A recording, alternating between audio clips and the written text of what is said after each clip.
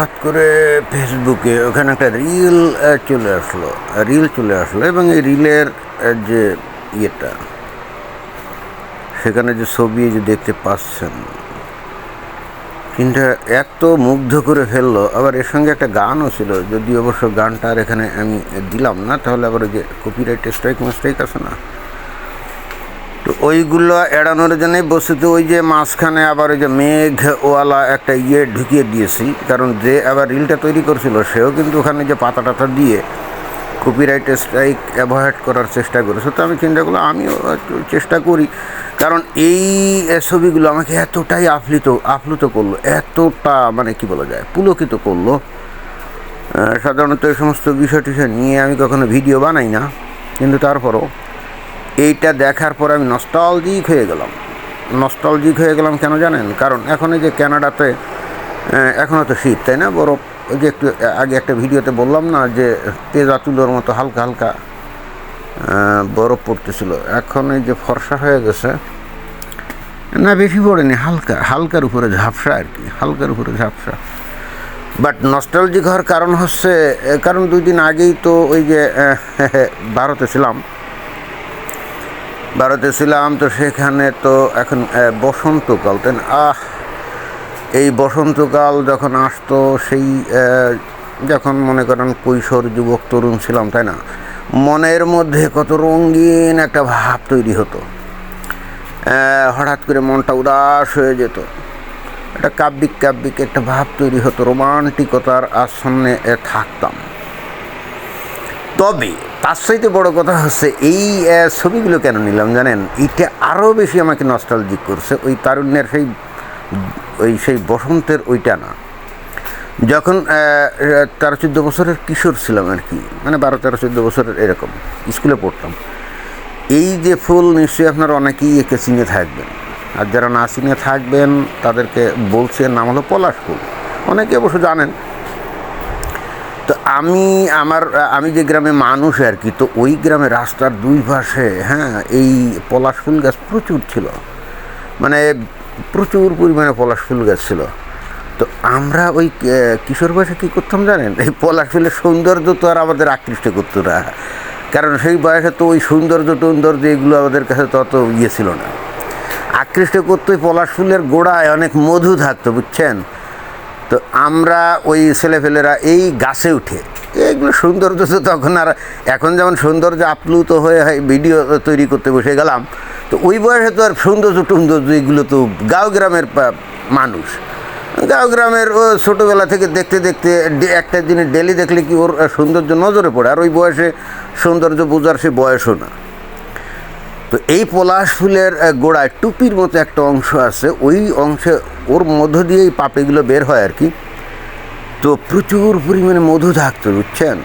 আমরা পোলাপান সহসাথী বন্ধুরা মিলে এই গাছে উঠে এই ফুলের সৌন্দর্যের গোষ্ঠী গিলাই সব ছিঁড়ে ওই মধু খাইতাম।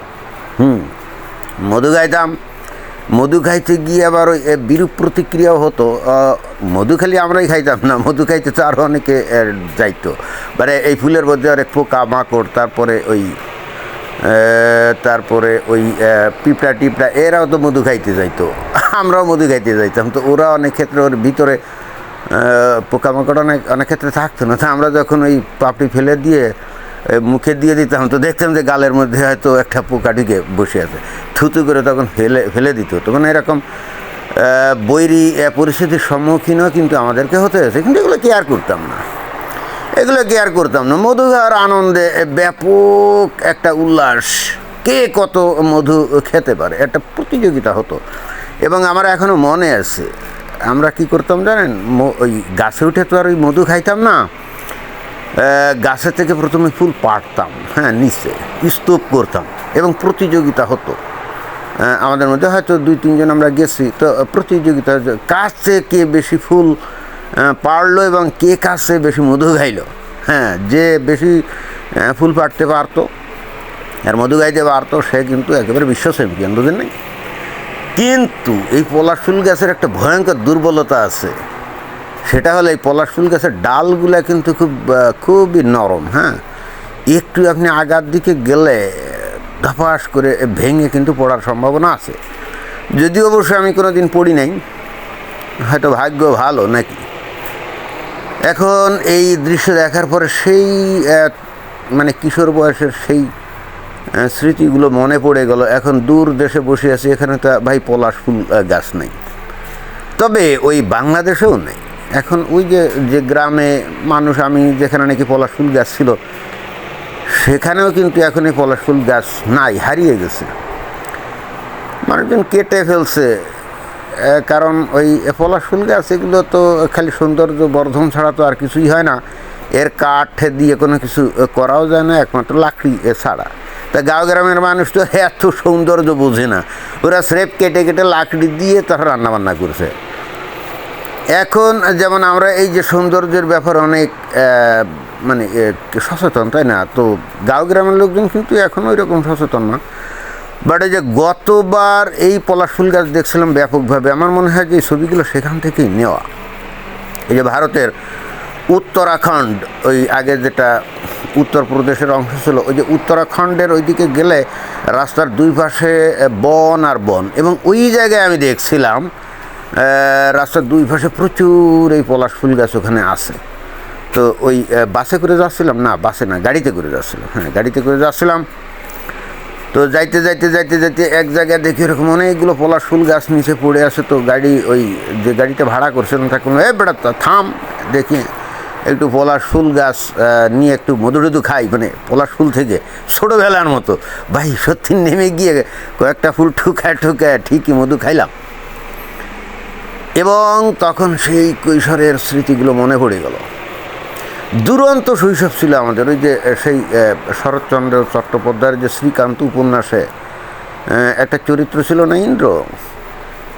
আমাদের কাছে এখন মানে এখন এই বয়সে সে মনে হয় যে আমরা ইন্দ্রেরই প্রতিরূপ ছিলাম, মানে ওর মতো এরকম দুরন্ত, কথা নাই বার্তা নাই। এই যে এখন তো মনে করেন যে বসন্তকাল, আর কদিন পরে বাংলাদেশে গরমকাল হবে না, আমরা বন্ধু বান্ধব নিয়ে গিয়ে ওই পুকুরের মধ্যে ঝাঁপ দিতাম, ঘন্টার পর ঘন্টা ঝাঁপাঝাঁপি করতাম, ক্লান্ত হতাম না।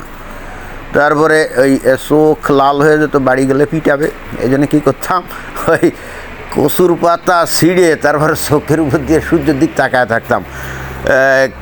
তখন এরকম একটা প্রচলিত ধারণা ছিল যে এরকম করলে নাকি চোখ লাল কমে যায়, আসলে তো কমতো না, এখন তো বুঝি আদৌ কমতো না। তারপরে আরও আর একটা কাজ করতাম, দল বেঁধে খালে চলে যাইতাম, খালে গিয়ে হাত দিয়ে মাছ ধরতাম লাইন দিয়ে, হ্যাঁ।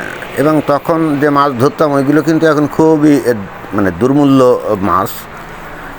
ওই যে বাগদা চিংড়ি আছে না, বড় বড় বাগদা চিংড়ি, তখন এগুলো ধরতাম। তারপরে আবার যে অঞ্চলে থাকতাম সেখানে জোয়ার ভাটা ছিল, তো ভাটা হয়ে গেলে খালের কিনারে যে থাকে না, এই কিনার কাদা কর্দমাক্ত তো, তাই না, ওখানে প্রচুর ছোটো ছোটো গর্ত থাকতো। এই গর্তের মধ্যে কিন্তু ডগরা মাছ, যেটাকে আমি জানি না অনেকে এটা কিনে কিনা, ডগরা মাছ, হ্যাঁ, ওইগুলো কী করতাম, পা দিয়ে ওই ওই গর্তের গোড়ায় এরকম চাপ দিতাম, আর ওই ডগরা মাছ শুট করে বের হয়ে আসতো, ওইগুলোও কিন্তু ধরতাম।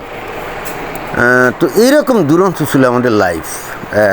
এবং এখনকার পোলাপান তারা কল্পনাও করতে পারে না যে আমরা কতটা দুরন্ত ছিলাম, কথা নেই বার্তা নেই, খামোখা কী করতাম। ওই যে ওই শীতকালে ওই যে খেজুর গাছ আছে না, খেজুর গাছে উঠে ওই যে খেজুর গাছ কাটতো, ওই যে রস আমরা ওই করতাম, পাটখড়ি নিয়ে ওই রস খাইতাম।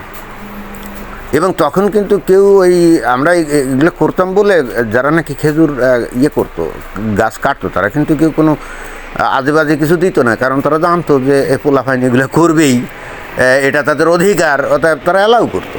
আবার সকালবেলা হলে আবার ওই খেজুর পেড়ে নিয়ে আসতো না, যেখানে খেজুর রস পেড়ে নিয়ে আসতো। তো তখন ওই যে জাল দেওয়ার জন্য রেডি করতো না, তো আমরা গ্লাস নিয়ে গিয়ে হাজির হয়ে বসে থাকতাম। তারপরে আমাদেরকে সবাইকে এক এক গ্লাস করে ওই খেজুরের রস দিত, আমরা খাইতাম। খেজুরের রস তখন খাইতাম, এখন সেই দিন নাই।